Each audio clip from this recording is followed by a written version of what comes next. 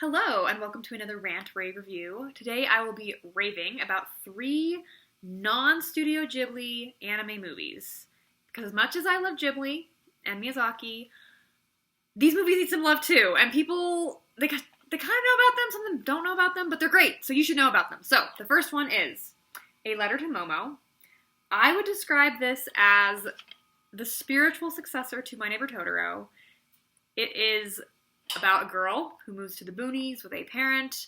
The conflict comes from, ordinary family worries and strife, but then you throw in some spirits and it's better. So that, yeah, very similar to Totoro.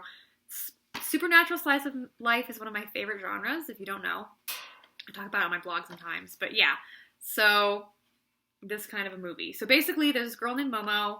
Her father has died, and so her and her mom move out to, I want to say, the Inland Sea, this island out there. They live in this old house, out in the boonies like you do. And basically her father, because he's died, is allowed to send like 3 spirits basically to watch over her and her mom until he like fully crosses over and then can presumably, I assume, do it himself. And the whole reason for it being called Letter to Momo is before he died, he began to write a letter to her. And it just says, Dear Momo. That's all it says. And throughout the course of the movie, you learn about different things between her and her father. It's very poignant. You'll cry. I cry. I don't know. I cry at friggin' everything. But yeah, it's very cute and very fun. And again, it's just one of those girl moves to a new place and has to learn things type of movie like you do. I love it. I'm like such a sucker for that kind of movie. If there's supernatural stuff involved. If not, then who cares? But as long as there's spirits crammed in there, yeah. So it's really good. Find it, watch it. It's cute. The animation is very realistic. Obviously not the same style as Ghibli, but it's good. Watch it. Secondly, we have a movie that lots of people have heard of, but was still snubbed at the Oscars, Your Name. I am shocked and floored and horrified that this wasn't even nominated for Best Animated Movie or Best Foreign Movie. It's beautiful in every way. So the animation is gorgeous. The music slaps. I actually bought some off of iTunes. And the story is great. And unlike this director's other movies, Makoto Shinkai, he wrote Voices of a Distant Star and 5 centimeters per second. And if I don't know if I've seen Voices of a Distant Star. I think I have. But 5 centimeters per second, it's very artsy, and the ending is kind of meh. As is Firework, he wrote that one too. It's also very eh. As is Weather Girl, which is okay, but the ending is weird. This is good all the way around. Yeah, no, his other movies I'm like not a fan. They're either way too artsy and slow, or like the ending is just no. This one's good from start to finish. I also feel like it's an apology for 5 centimeters per second. So if you saw that movie and you were like, I like the bones of this movie, but I don't like the movie, watch this instead. It's much better. So, what's it about? After all that insanity that just happened, it is a rave after all. It is a rave. So, it's body hopping or body swapping, which is great, as you know. So basically, there's this boy who lives in Tokyo and this girl who lives in the sticks. And every so often, they swap bodies. So they'll wake up and be in the other person's body. And at first, they kind of think it's like a dream, maybe. Because obviously, who would think that's real life? And then they realize, like, this is a person with a life, and they can, like, write messages to each other. Like, who are you? Like, what's going on? Like, yeah.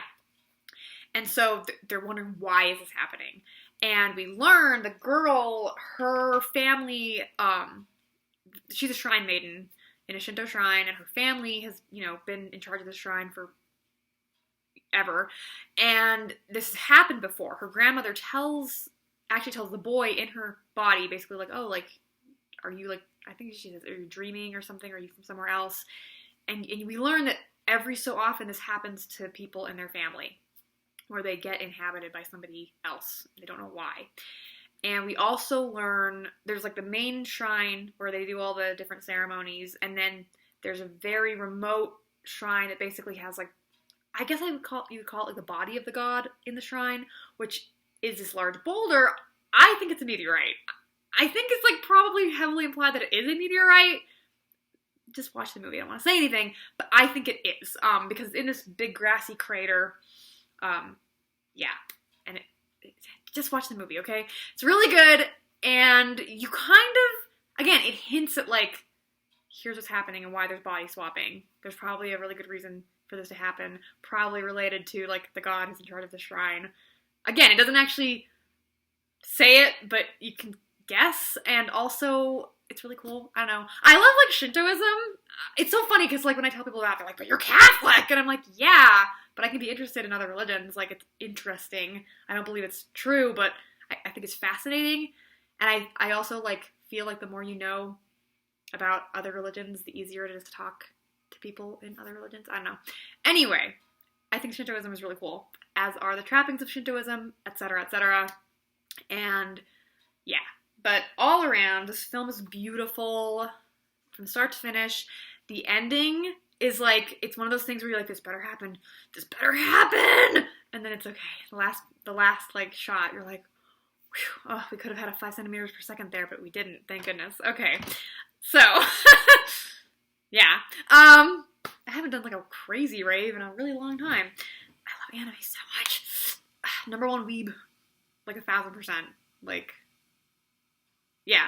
Anyway, the last movie we will be talking about today is called In This Corner of the World. So if we had our slice of life supernatural and our body swapping supernatural and other things, this one is a magical realist slice of life war story. Because, you know, you gotta. That's why I love anime, because they're just like, dump all the genres in a pot and mix. Delicious. Awesome sauce. That's how you get awesome sauce.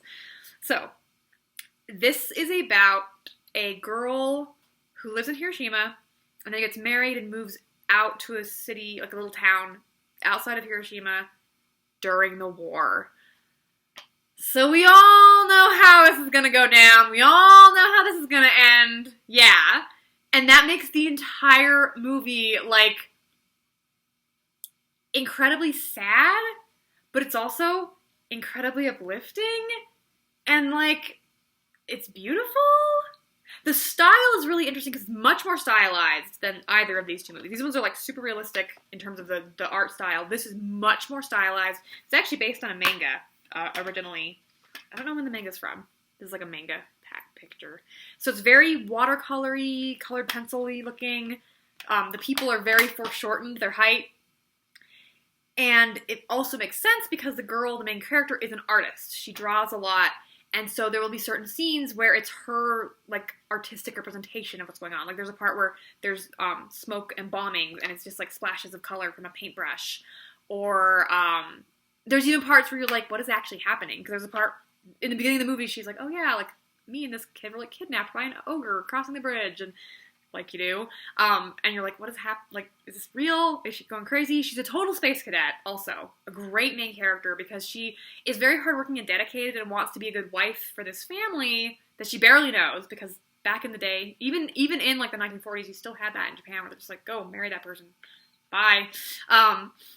But she's trying to be a good wife, but she's also a total space cadet, and just kind of like, you know, whatever.